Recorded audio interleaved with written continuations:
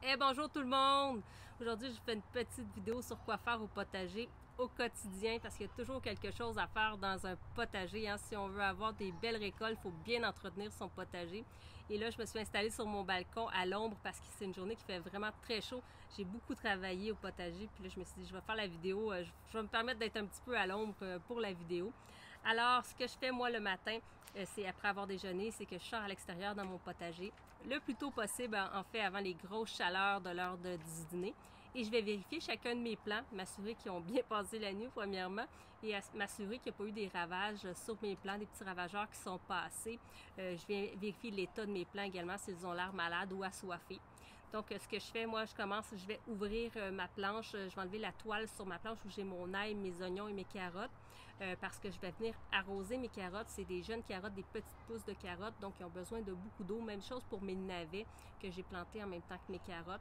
Donc, je vais venir arroser tout ça. J'arrose un peu moins les oignons puis l'ail, mais je vais donner un coup d'arrosage, par exemple, si la terre elle est trop sec. Parce qu'en plus, cette semaine, il annonce une mini canicule, là. Donc, je pense qu'ils vont avoir besoin d'eau un petit peu plus qu'à l'habitude. Ensuite de ça, ce que je vais venir faire, c'est que mes petites carottes, je vais venir vérifier s'ils ont besoin d'éclaircissement. Donc, je vais venir les éclaircir pour laisser de 2 à 4 cm entre mes carottes.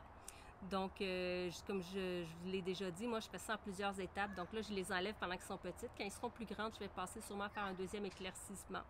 Alors, puis je fais ça pour s'il y a des radis, des navets, par exemple, si vous avez de l'éclaircissement à faire. Mais là, le matin, comme ça, allez en enlever quelques-uns. Vous allez voir, vous allez vous sauver du travail. C'est moins fastidieux que de tout faire en même temps. Ensuite de ça, bon, il fait chaud, alors j'arrose mes carottes. Je vais aussi arroser mes autres plants dans le reste de mon potager. Surtout que j'ai des plants en ce moment. En fait, j'ai des graines que j'ai semées dernièrement. Donc, ils vont avoir besoin d'être arrosés jusqu'à la germination. Alors ça, je le fais à tous les jours. Et j'ai des plants que je viens juste de mettre en terre. Donc, il va avoir beaucoup besoin d'arrosage au départ pour bien reprendre. Alors, je m'assure que tout ça soit bien arrosé. Je vais venir aussi pailler ces cultures-là que je viens de planter. Donc, une bonne épaisseur de paillage pour venir protéger mon sol, empêcher que le sol s'assèche également. Donc, garder l'humidité dans ma terre pour permettre de garder au frais, de garder bien humide la terre dans laquelle sont mes plants. Donc, c'est une bonne façon de faire. Et en plus, c'est du carbone. Hein. Moi, je mets du foin. Vous pouvez mettre de la paille aussi. Vous pouvez mettre des tonnes de gazon. Moi, j'ai pas beaucoup de gazon, fait que j'ai moins de tonnes de gazon. Donc, je mets du foin, puis c'est du carbone. Donc, à ce moment-là, ça vient apporter de la nourriture dans le sol et ça va se décomposer. C'est une matière qui est organique. Donc, ça va servir à se décomposer. Vous allez voir, ça va baisser en épaisseur, d'ailleurs, votre paillage au fil de la saison. Ce que j'aurais dû vous dire aussi avant l'arrosage, c'est que je viens aussi biner.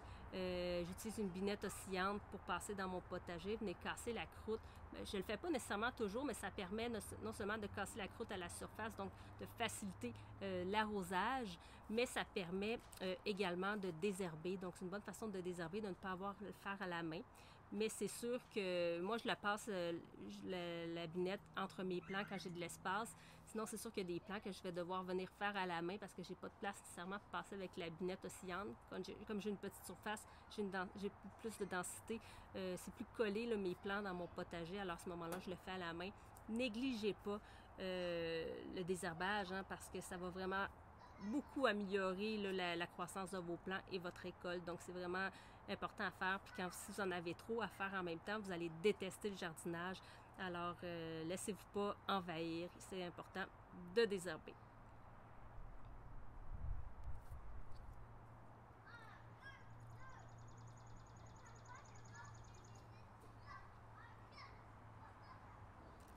Donc, comme vous voyez, il y a beaucoup de choses à faire au potager. Puis quand je disais tantôt de regarder les plants, juste ajouter, regardez aussi s'il n'y a pas des petits œufs, hein, sur vos feuilles, vous assurez qu'il n'y a pas eu de ponte. Et si vous passez, aussi je parlais tantôt de la binette, vous passez par exemple que ce soit un râteau ou une petite griffe, ça va permettre justement d'enlever ces petits œufs-là qui ont peut-être été pondus à la surface, donc de venir brasser un petit peu le terreau. Donc, c'est pas mauvais à faire. Et si vous remarquez que vos plants ont l'air de souffrir, de manquer de nutriments, mais gênez-vous pas à mettre de l'engrais organique, que ce soit des granules de fumier de poule, que ce soit de l'urine, que ce soit de la poudre de sang, de la poudre d'os, peu importe, là, ça peut être bien à ce moment-là de réagir rapidement. Par contre, le meilleur des conseils que j'ai à vous donner, c'est celui-ci. prenez soin du jardinier. Donc, il fait très chaud aujourd'hui. Bon, ça, c'est mon conseil du jour. Buvez beaucoup d'eau, très important. Des fois, on se néglige, on arrose nos plants, puis nous, on se néglige. Puis prendre le temps de s'arrêter aussi, puis de relaxer un peu, parce que si on passe toute notre journée au potager, on va arriver exténué rendu au soir, puis je vous le dis, vous allez moins apprécier votre expérience de jardinier, vous allez trouver ça fastidieux. Vous ne devriez pas passer au potager une fois que tout est parti. C'est sûr qu'on fait des plantations plus qu'une heure et demie au potager par jour. Ça devrait être suffisant si à chaque jour, au quotidien, vous en faites un petit peu. À ce moment-là, vous allez passer beaucoup moins de temps à la longue dans votre potager. Alors voilà pour la petite vidéo. Je vous dis merci. À la prochaine. Au revoir.